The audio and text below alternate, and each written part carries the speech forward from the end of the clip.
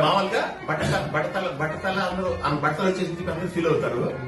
కానీ బట్టతల వచ్చిన వాళ్ళ ఫీల్ అవ్వాలని పని లేదు.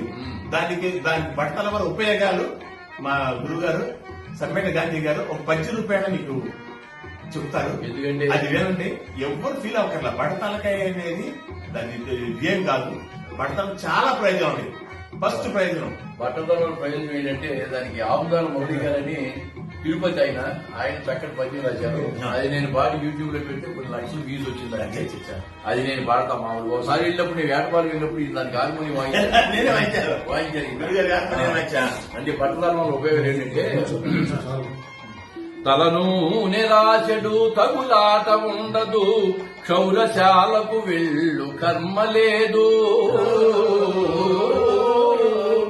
పేలు కొంపలు గట్టు పెనుబాధ తప్పును, శుండ్రు బాధలు తప్పి సుఖము కల్గు, పెళ్ళాము కోపాల పెనుగులాడెడు వేళ, జుట్టింత దొరకదు పట్టుకొనగా, అద్దము దువ్వెనల వసరమే లేదు, పరమునితలు వెంట పడుట కల్ల, కడకు కుంకుడు శీకాయ ఖర్చు మిగులు, తలకు స్నానము చేయుట సులభమవును, ఇన్ని గణనీయ లాభంబులెంచి చూడ, బట్టతల కల్గు వాడే పో భాగ్యశాలి.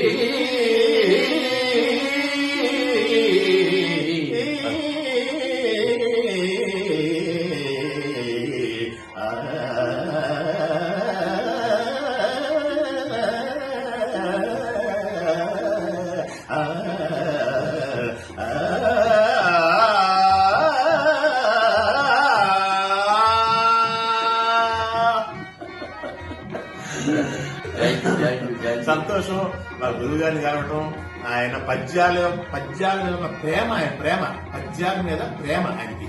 అది ఆ రూపేణతో మమ్మల్ని ఆహ్వానించారు మా ఇంటి ఆళ్ళింటికి. ఆయన రూపేణ ఆ ఇంట్లో భోజనం చేయటం కానీ, ఆయనతో సినిమా చూడటం కానీ, ఆయనతో పార్కులు చేయడం కానీ, ఆయన మాకు సన్మానం చేయడం కానీ, మేము ఆయన సన్మానం చేయడం కానీ మాకు జరిగిన పూర్వజన్మ అంత లేదు. కానీ ఒక కళాకారులుగా వాళ్ళు నన్ను గుర్తించడానికి ఆనందం. వాళ్ళ పెద్ద కళాకారులు, వాళ్ళ ముందు నేను చిన్నవాడిని. వెంకటరావు గారి ముందు నేను చిన్నవాడిని. ఎందుకంటే మహానుభావుడు. నాకు ఎందుకంటే పద్య నాటకాలు నాకు ఇష్టం. పద్య నాటకాలు చాలా నేను మామూలుగా నేను ఫోన్లో కూడా పద్యాలు బాగా అందరి పద్యాలు కూడా నేను రికార్డ్ చేసి పెట్టుకున్నాను. నేను ఎప్పుడు ఇంట్లోనే ఉంటాను. మహానుభావుడు ఆయన హార్మోనియం కూడా నేను చూసి విన్నాను. ఆయన వాళ్ళు యూట్యూబ్ లో అక్కడ అప్లోడ్ చేస్తుంటారు. అద్భుతంగా చాలా. ఆవిడ నేను సన్మానం చేస్తాను, మీకు అయ్యో చేయినాను. ఆవిడ పిలిచాను సన్మానం చేసినట్టు కళ్ళ ముందు పెట్టేసుకున్నారు. ఆ తర్వాత నాకు సన్మానం చేశారు. మా ఊరి నుంచి మామూలు ట్రాక్టర్ వేసుకొచ్చారు. 150 మంది వచ్చారు. 150 నుంచి 150 మంది 150 శాతం తీసుకొచ్చారు. దాంట్లో మనోడికి సన్మానం 150 అని చెప్పేసి మొత్తం 150. దాంట్లో 150 శాతం వస్తుంది. దానిలో నేను తెచ్చుకోడిపోయింది. శాతం వాడు ఎక్కడే తీసేస్తాను తెచ్చుకోడిపోయింది.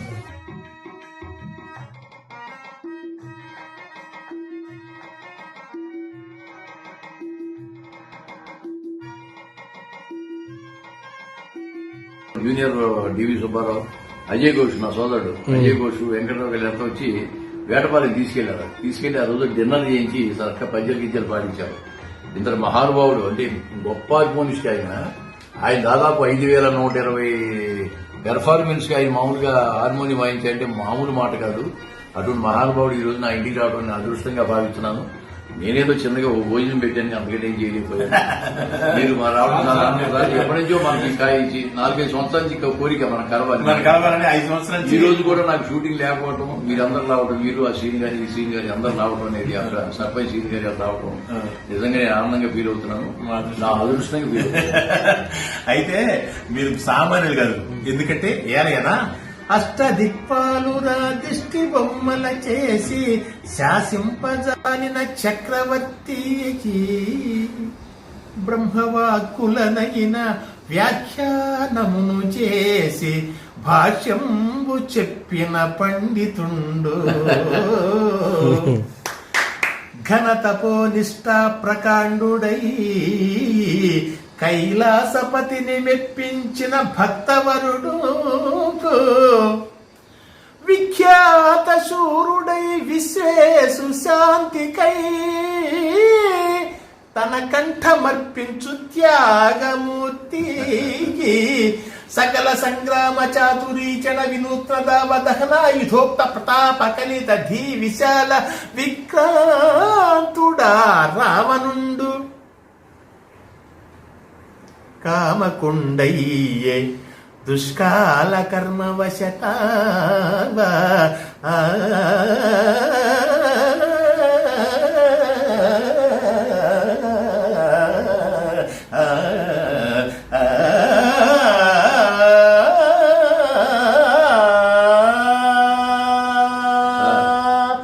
ఆయన ముందు పద్యం పాట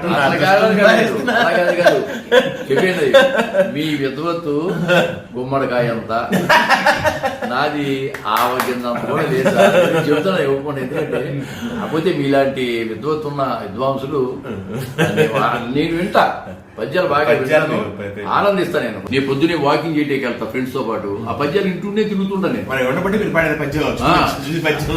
ఏదో సరదాగా పాడటం తప్పితే నేను ప్రొఫెషనల్ గా మాత్రం కాదు. కానీ మీలాంటి ప్రొఫెషనలిస్ట్ రావడం అనేది నాకు ఆనందం, చాలా ఆనందం, సంతోషం సార్. మరి గడితో మేము